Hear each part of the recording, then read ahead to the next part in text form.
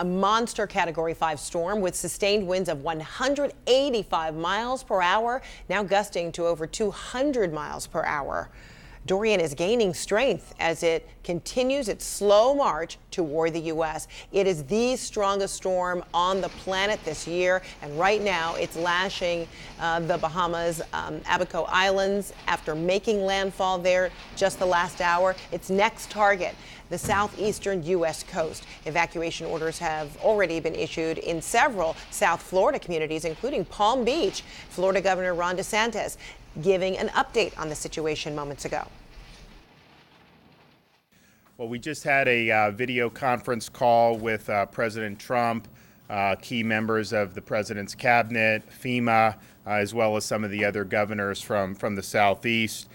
We have a lot of assets ready to deploy here in Florida, both from FEMA, from the state of Florida, the National Guard, and obviously the Department of Defense.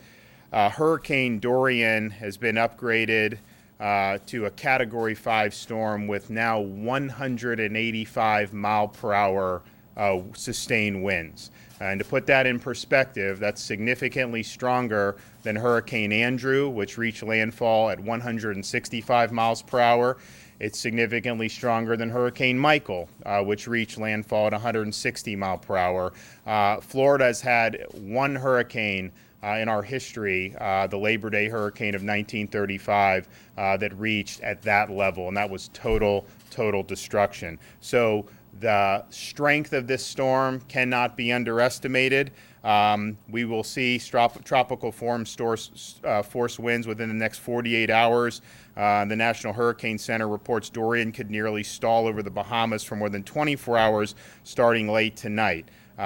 And as many of you who've been following this forecast know, pretty much all computer models and all forecasters anticipate this turning north. We just don't know when exactly it's going to turn north. It could turn north. Obviously, we want to have that turn as quickly as possible to minimize the impacts on Florida. But if you look at the forecast, it absolutely could impact the coast and turn once it hits the coast. And so we've got to prepare for that eventuality. A hurricane watch has been issued for the east coast of Florida from north of Deerfield Beach to the Volusia-Brevard County line. A storm surge watch has also been issued for those same areas. A tropical storm warning is in effect for north of Deerfield to Sebastian Inlet. Bottom line is you're going to see these watches and warnings increase on the east coast of Florida. I think a lot of the counties are executing their evacuation plans. We think that that's prudent, and we support that.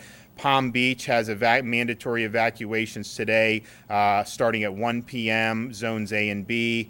Martin, evacuations, 1 o'clock, zones A and B. St. Lucie is going to be starting them at 2 o'clock for everything east of US 1. Brevard has evacuations ongoing right now.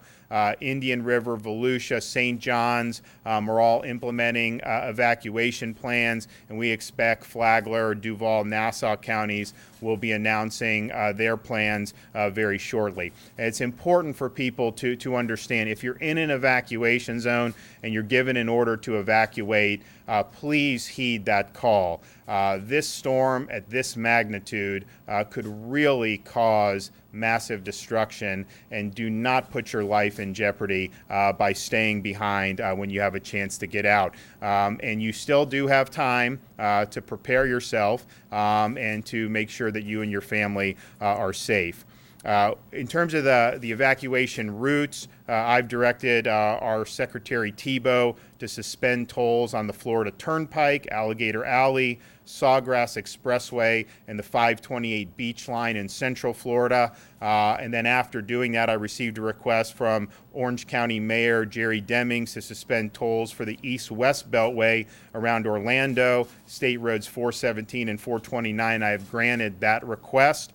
We are monitoring traffic, and the shoulders are ready to be open if need be. Right now, the traffic is relatively stable, and so use the normal lanes. If we end up having backup, then those shoulders will be open. But of course, the shoulders bring with it some safety concerns as well. We're continuing to monitor the fuel situation. They're not currently fuel shortages, and I think you've seen a decline in demand for fuel in Miami-Dade based on the change of this cone. We don't have any bridge closures planned at this time. The Coast Guard makes decisions on that based on the wind speed. So the bridges will remain open for marine and vehicle traffic as long as they can safely be open. And obviously that situation is going to continue to be monitored. Fort Lauderdale, Hollywood International, Palm Beach International, Orlando International airports are all currently open. They are monitoring the hurricanes and are going to keep their customers informed. Orlando Melbourne International will close on Monday evening. In terms of generators, ACA Secretary Mayhew has confirmed that every nursing home and assisted living facility in a coastal county along Florida's east coast from Palm Beach all the way to Nassau either has a generator on site or has plans to evacuate their residents. And so these duties have a duty to ensure the safety of their residents, and they'll be held accountable if they do not. So we are in a situation here where this thing is perilously close to the state. I think we should all hope and pray for the best, but we have to prepare that this could have major impacts on the state of Florida. And so that's what we're doing. Obviously we want to be ready to respond as soon as the storm does pass. So you still have time to prepare. You still have time to heed these evacuation orders. And please take this storm seriously. It's been a very, somewhat frustrating experience, not knowing kind of a lot of uncertainty with this thing. But, I think back to some of the major hurricanes in Florida in the beginning part of the 20th century. They didn't have any warning about anything. You just all of a sudden see, clouds gather and you have a major hurricane. So, we have a sense of what parts of Florida are threatened, and we want people to protect themselves and their families. All right, Florida Governor Ron DeSantis there. Meteorologist Jennifer Gray is in the CNN Weather Center. So this is a hugely threatening storm, but it's also very ominous because it's so unpredictable and slow. But powerful. Yeah, that's the main thing. It's so slow, and this is incredibly powerful. This is not just barely a Category 5. This tops the Category 5 threshold by leaps and bounds. This is the strongest storm to ever hit the Bahamas. It has made that first landfall, the Abaco Islands, which is part of the Bahamas, and it is moving at a snail's pace. You can pretty much walk fast or jog faster than this storm is going, and it's going to sit over the Bahamas for a good 36 hours at least before making that northward turn.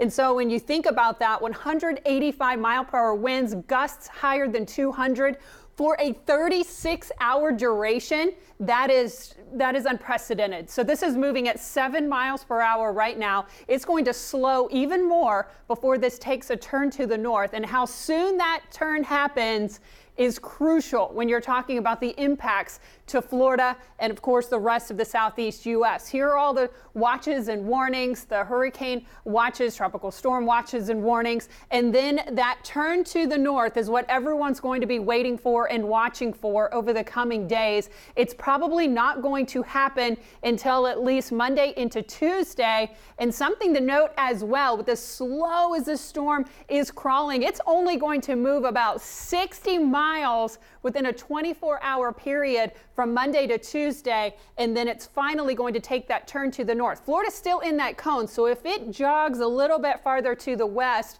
and gets close enough to Florida, even if it stays offshore, the hurricane force winds extend 30 miles from the center, and so you could still have hurricane force winds. You're going to have with it that major storm surge coming on in, and so it is still too early to tell the impacts that Florida will have. That's why a lot of the officials are very nervous, because you don't want to wait too long to evacuate people. You want everyone to be safe. Here is the latest forecast track. We know it has shifted a little bit farther to the west over the last 12 to 24 hours, and so that's definitely of concern. Here is the storm surge threat, 18 to 23 feet in the Bahamas, and then you can see along the Florida coast with the data that we have now. Of course, that's subject to change depending on how close this storm gets to Florida, Fred.